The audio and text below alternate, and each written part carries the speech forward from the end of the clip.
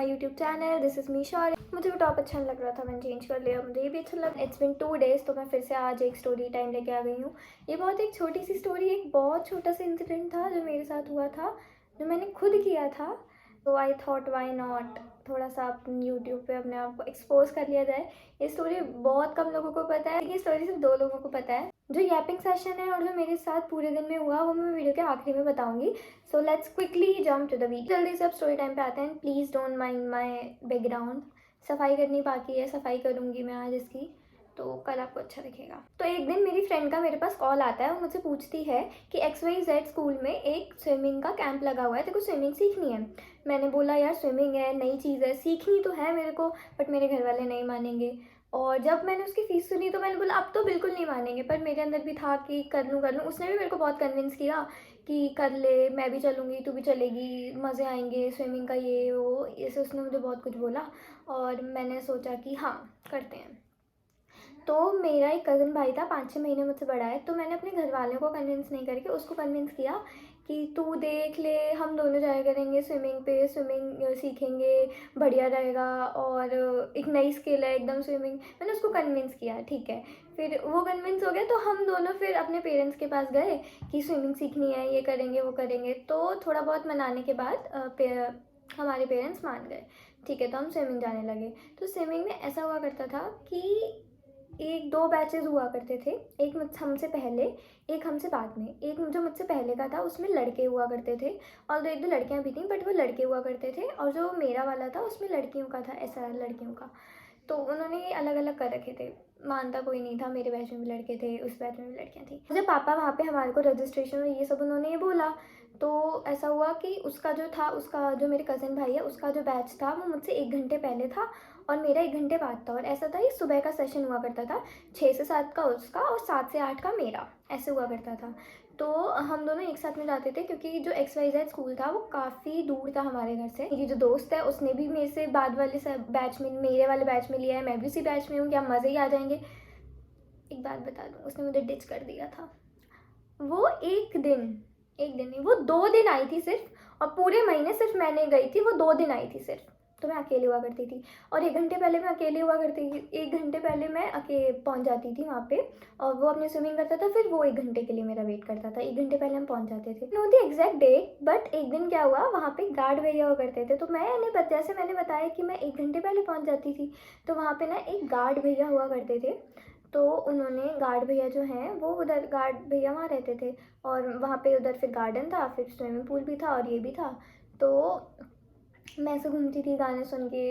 मैं बहुत बुरा गाती हूँ, मैं बहुत ज़्यादा बुरा गाती हूँ, पर मुझे उस समय लगता था कि मैं बहुत अच्छा गाती हूँ। मेरे से सुरीला कोई गा ही नहीं सकता।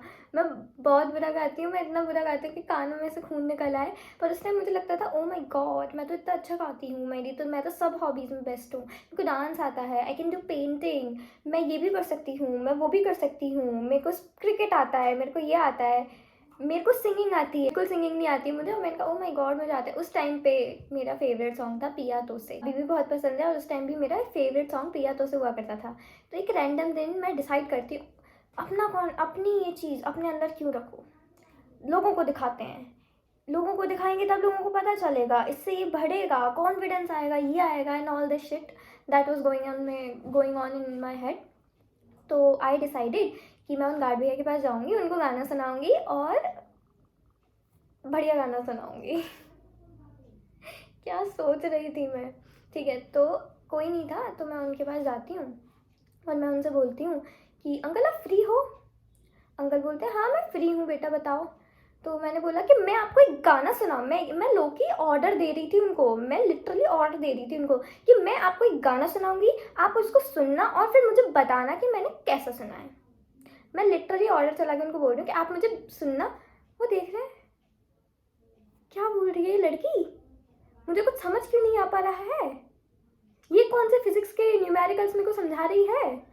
उनका फेस ऐसा था बिल्कुल, वो बोल रहे हैं कि ठीक है ओके, उन्होंने ऐसे बोला। फिर मैंने सिंगिंग स्टार्ट करी पिया तो से।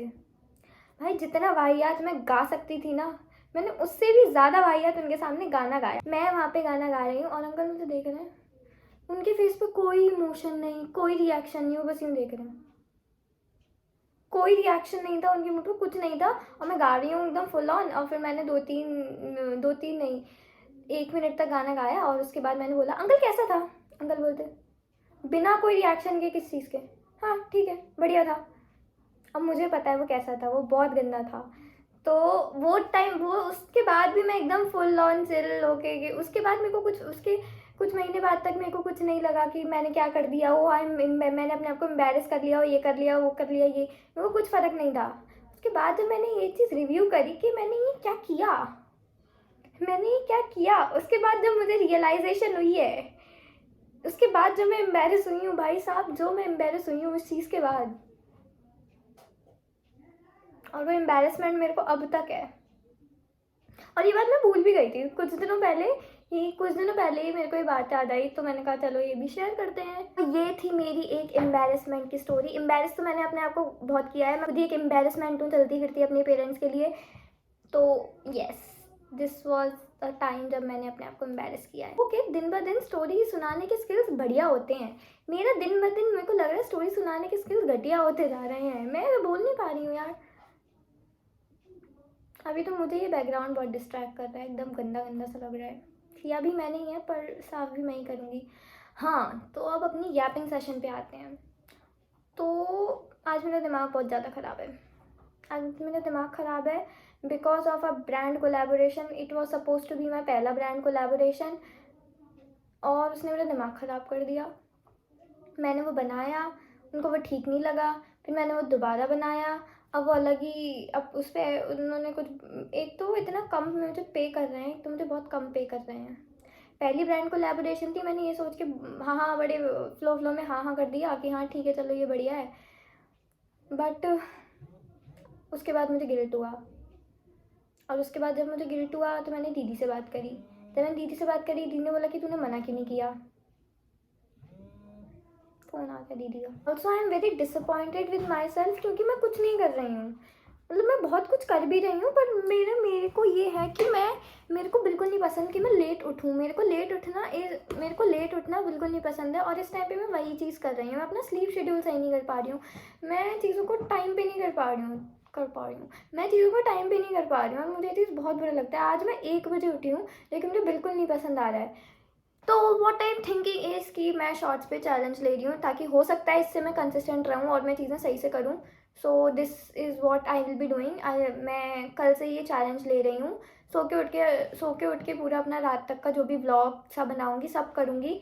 सो या स्टे ट्यून्ड फॉर दैट। और अगर आपके पास भी स्टोरीज़ हैं तो आप मेरे को मेरे इंस्टाग्राम पेज पे वो भेज सकते हैं डायरेक्ट डीएम में। This is my Instagram handle.